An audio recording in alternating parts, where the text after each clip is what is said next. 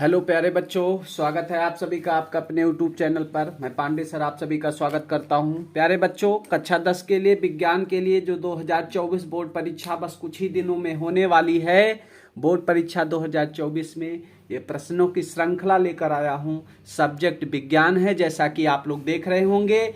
यह प्रश्न जो हैं, ये सारे जो प्रश्न की श्रृंखला में जो सीरीज लेकर आया हूं प्यारे बच्चों, ये कम से कम 5 से 6 बार रिपीटेड क्वेश्चन हैं। और आप लोग जानते हैं कि परीक्षा में कितने रिपीटेड क्वेश्चन पूछे जाते हैं यूपी बोर्ड में। तो ये सारे रिपीटेड क्वेश्चन हैं और सारे बहुत से बहुत ही ज्यादा महत्वपूर्ण है। ये लगातार रिपीटेड क्वेश्चन हैं, हर बार हर साल ये पूछे गए हैं, किसी ना किसी सेट में हर साल क्वेश्चन पूछे गए हैं।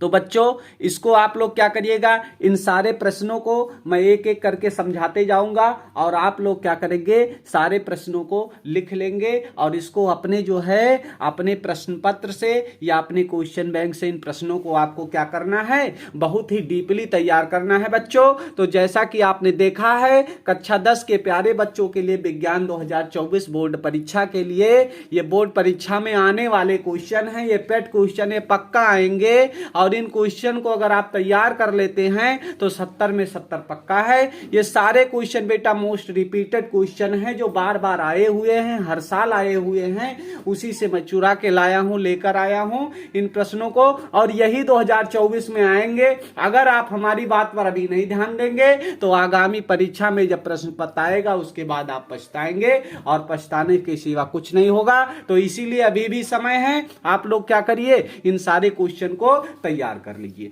तो चलिए बच्चों, बिना किसी देरी के सीधा क्वेश्चन पर चलते हैं। वो क्वेश्चन नंबर आपका पहला है, ठीक है। क्वेश्चन नंबर पहला आप लोग देख रहे होंगे। पहला क्वेश्चन आपका है बच्चों, कह रहा है कि प्रत्यावर्ती धारा एवं दृष्टि धारा में अंतर लिखिए।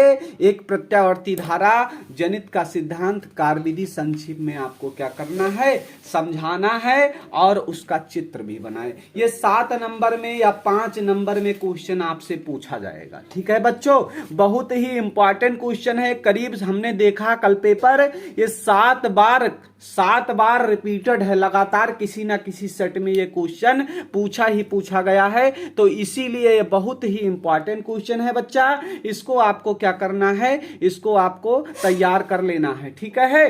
तो क्या कह रहा है, क्वेश्चन है प्रत्यावर्ती धारा एवं दृष्टि धारा, ठीक है। तो बच्चों, प्रत्यावर्ती धारा और दृष्टि धारा आप लोग जानते होंगे। प्रत्यावर्ती धारा को बोलते हैं, ठीक है, क्या बोलते हैं, प्रत्यावर्ती धारा को बोलते हैं अल्टरनेटिव करंट।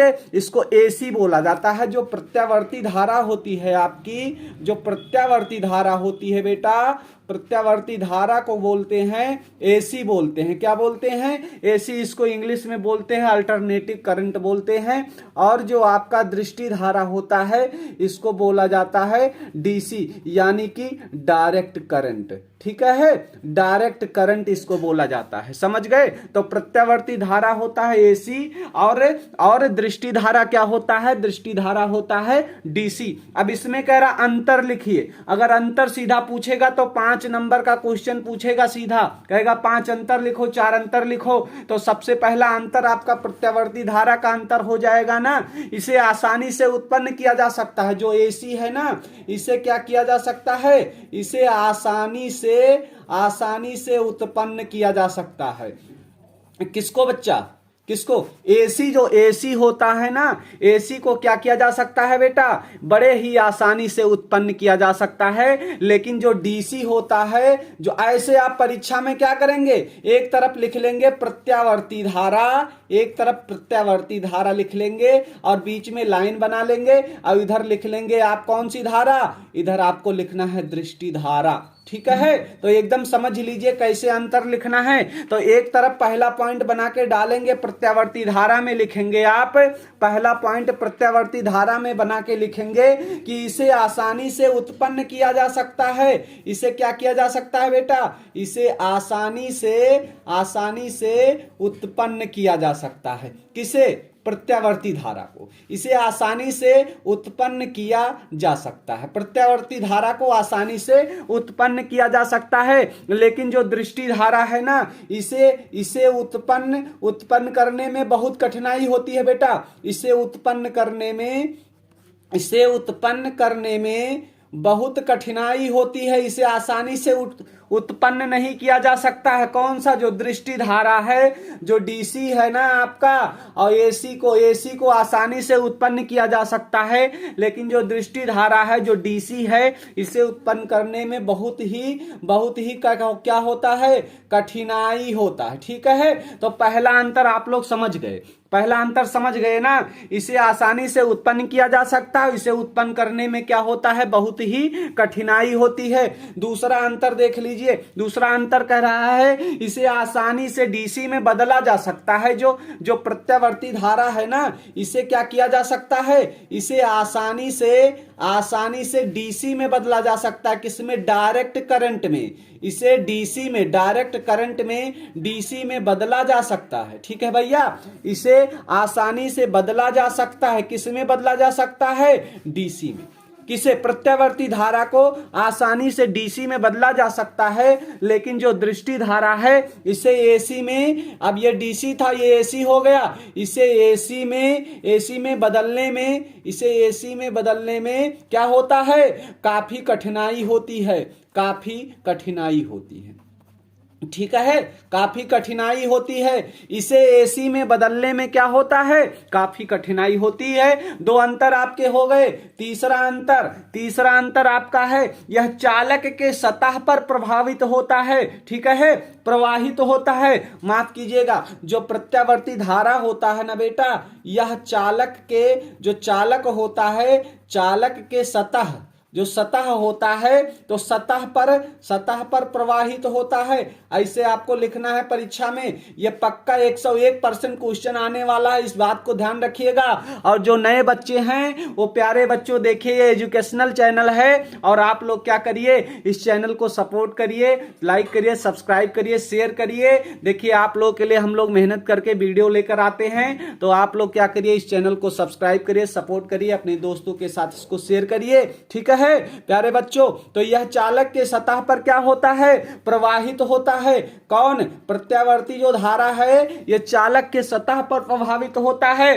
ठीक है, और यह चालक के अंदर से प्रवाहित होता है। जो डीसी होता है, याद रखिएगा, जो डीसी होता है ना, यह चालक के अंदर से प्रवाहित होता है। ठीक है, अंदर से प्रवाहित होता है बेटा। जो समझ गए ना, जो प्रत्यावर्ती धारा है ये चालक के सतह पर जाता है, और जो डीसी होता है यह चालक के अंदर से प्रवाहित होता है। ठीक है, तो 3 अंतर हो गया। चलिए एक अंतर और देख लीजिए। चौथा अंतर है, तेरा धारा का मान तथा दिशा समय के साथ दोनों बदल जाता है। जो प्रत्यावर्ती है ना, इसमें धारा का मान भी बदल जाएगा। धारा का मान तथा दिशा।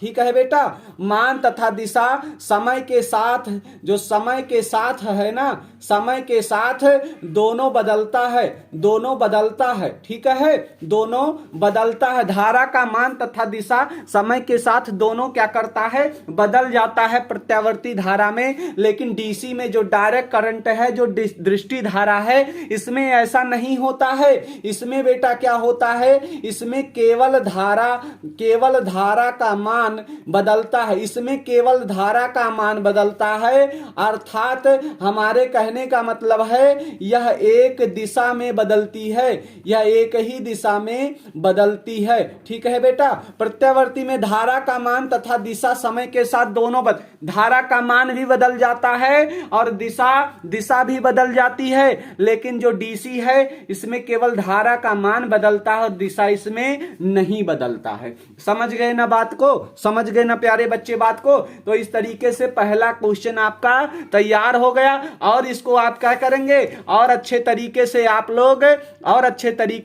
लोग अपने क्वेश्चन बैंक में तैयार कर लीजिएगा। मैंने मोटा मोटा आंकड़ा इसका बता दिया है। ठीक है, और कह रहा है प्रत्यावर्ती धारा जनित का सिद्धांत। अब इसमें कई तरीके से क्वेश्चन भी पूछ सकता है, याद रखिएगा। सीधा सीधा एक क्वेश्चन पूछ लेगा कि प्रत्यावर्ती धारा को परिभाषित कीजिए, सीधा क्वेश्चन पूछ लेगा और तरीके से कि प्रत्यावर्ती धारा को जो है परिभाषित कीजिए, या दूसरा क्वेश्चन बनाएगा कि दृष्टि धारा को क्या करिए, परिभाषित कीजिए। ठीक है, समझ रहे हैं हमारी बात को। अगला क्वेश्चन पूछ सकता है इसी में कि प्रत्यावर्ती धारा को क्या करना है, परिभाषित कीजिए, और दूसरा क्वेश्चन बना लेगा कि दृष्टि धारा को क्या करिए, परिभाषित करिए। तो यह क्वेश्चन किसी ना किसी तरीके से हर एंगल से यह पूछे जाने वाला, एकदम 110% पूछा जाने वाला यह प्रश्न है। ठीक है बच्चों, तो चलिए क्वेश्चन नंबर दूसरे की ओर चलते हैं। कह रहा कोहरे के समय वाहनों में सोडियम प्रकाश क्यों वंचित होता है। कोहरे के कारण जो वाहन होते हैं ना,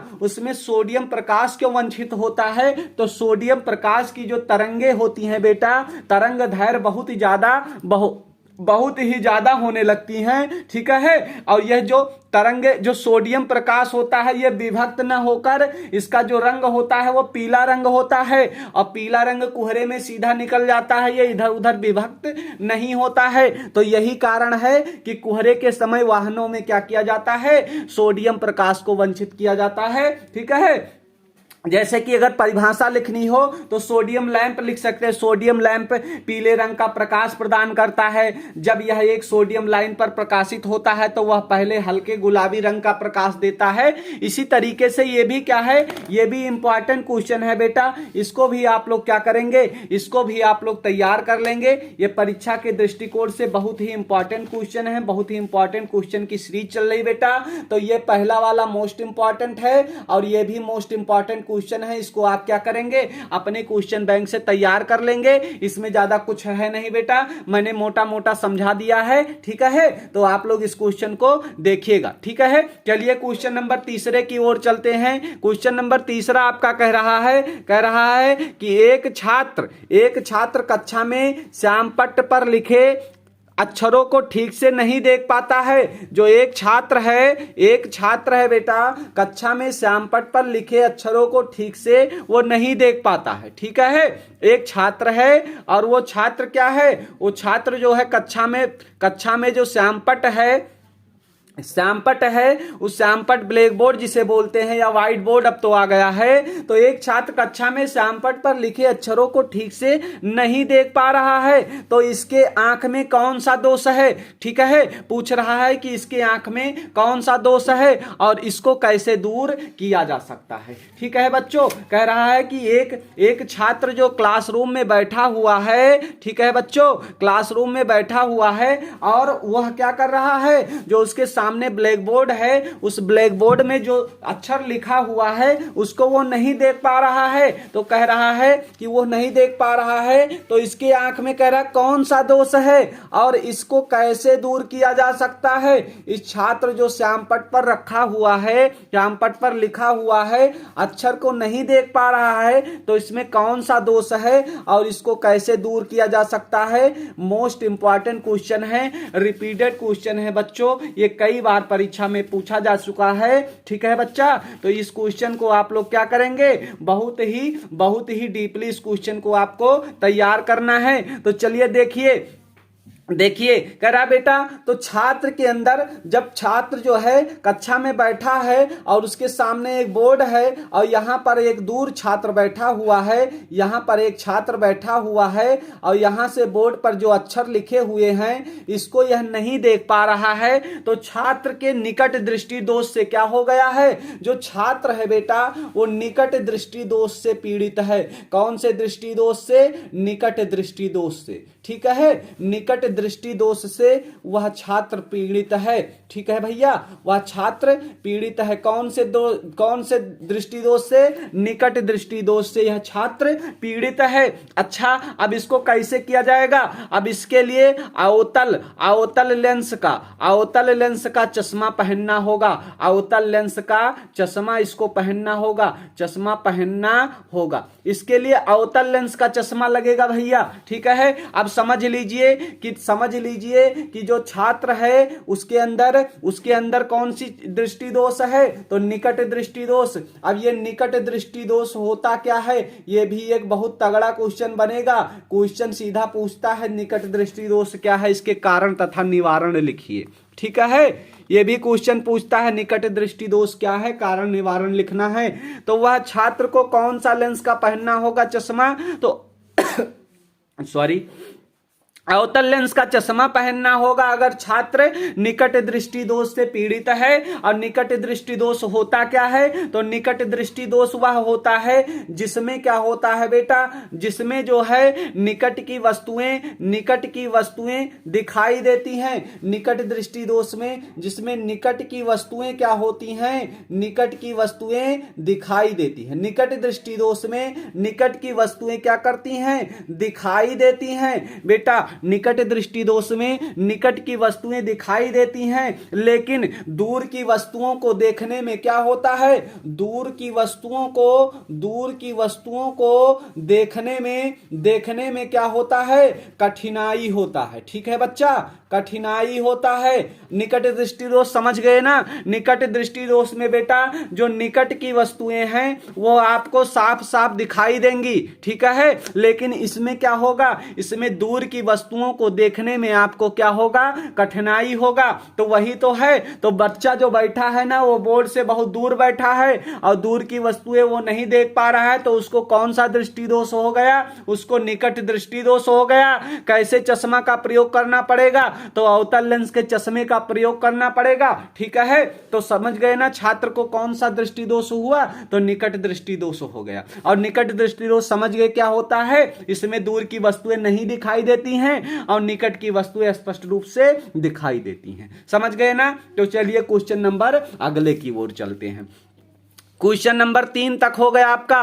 अब क्वेश्चन नंबर 4, क्वेश्चन नंबर 4 कह रहा है कि वाहनों में उत्तल दर्पण का प्रयोग क्यों किया जाता है। इंपॉर्टेंट क्वेश्चन है, कई बार का पूछा हुआ क्वेश्चन है। कह रहा है जो वाहन है ना, जो 4 व्हीलर 2 व्हीलर 3 व्हीलर जो भी होते हैं, तो ड्राइवर के बगल में एक शीशा लगा होता है, एक दर्पण लगा होता है, आप लोगों ने देखा होगा। तो वह दर्पण जो होता है वो उत्तल दर्पण का ही क्यों प्रयोग किया जाता है। पूछ रहा है कारण बताओ कि वह दर्पण उत्तल ही क्यों लगाता है और कोई दर्पण और क्यों नहीं लगता है। ठीक है, वाहनों में जो पीछे जो है दृश्यों को देखने के लिए सदैव उत्तल दर्पण का ही प्रयोग क्यों किया जाता है और कोई क्यों नहीं किया जाता है, इसमें आपको कारण बताना है। ठीक है बच्चा, तो इसका कारण देख लेते हैं। कह रहा वाहनों में बेटा वाहनों में पीछे के दृश्यों को देखने के लिए, वाहनों में जो पीछे का दृश्य होता है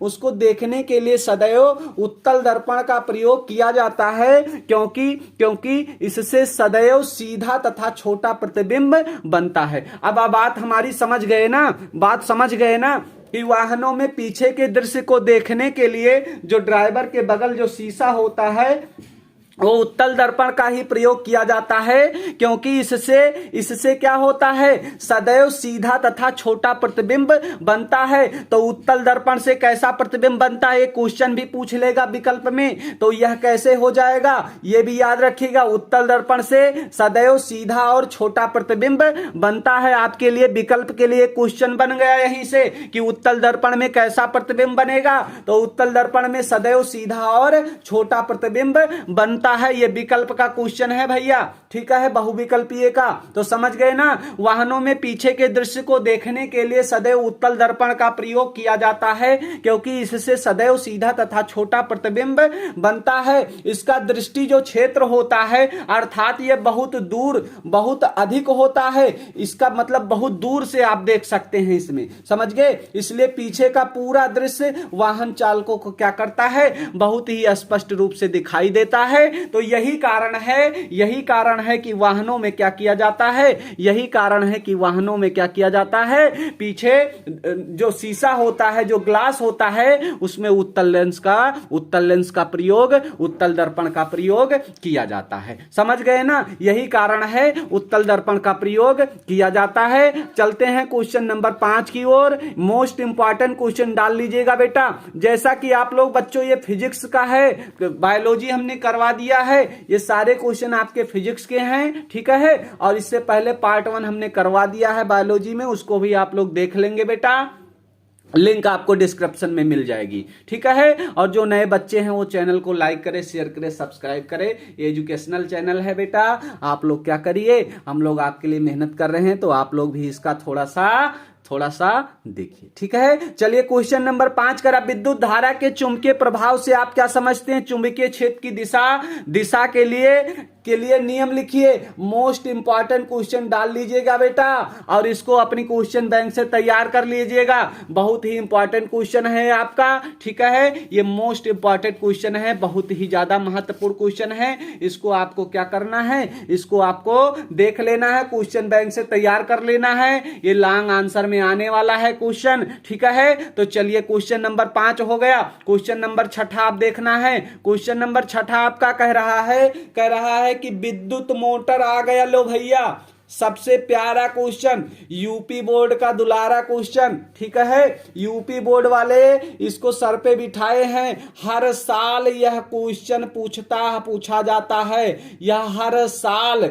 यूपी बोर्ड के रिकॉर्ड है कि यह हर साल क्वेश्चन पूछा जाता है भैया। विद्युत मोटर को भूलने वाले नहीं हैं। 7 नंबर में यह क्वेश्चन पूछा जाएगा लॉन्ग में। इसका सचित्र वर्णन करना होगा, इसका चित्र बनाना होगा, इसकी रचना करनी होगी, इसकी संरचना करनी होगी। यह क्वेश्चन कोई भूल ही नहीं सकता है। यूपी बोर्ड हर साल पूछता है। 150% यह क्वेश्चन पूछे जाने वाला है बेटा। विद्युत मोटर का क्या सिद्धांत है, इसकी रचना का सचित्र वर्णन कीजिए, ठीक है। इसमें आप जितना इंपॉर्टेंट लगा पाओ उतना लगा लीजिए, ठीक है बच्चों। क्वेश्चन नंबर 6 में जितना इंपॉर्टेंट आप लगा पाए उतना लगा लीजिए, क्योंकि यह क्वेश्चन पूछा जाने वाला है, इसमें कोई शक ही नहीं है, ठीक है। समझ गए ना हमारी बात को। चलिए अगले क्वेश्चन की ओर चलते हैं। अगला क्वेश्चन नंबर 7 है, कह अवतल दर्पण के किन्हीं 2 उपयोग का वर्णन कीजिए। 2 नंबर में क्वेश्चन पूछा जाने वाला है, इंपॉर्टेंट क्वेश्चन है भैया।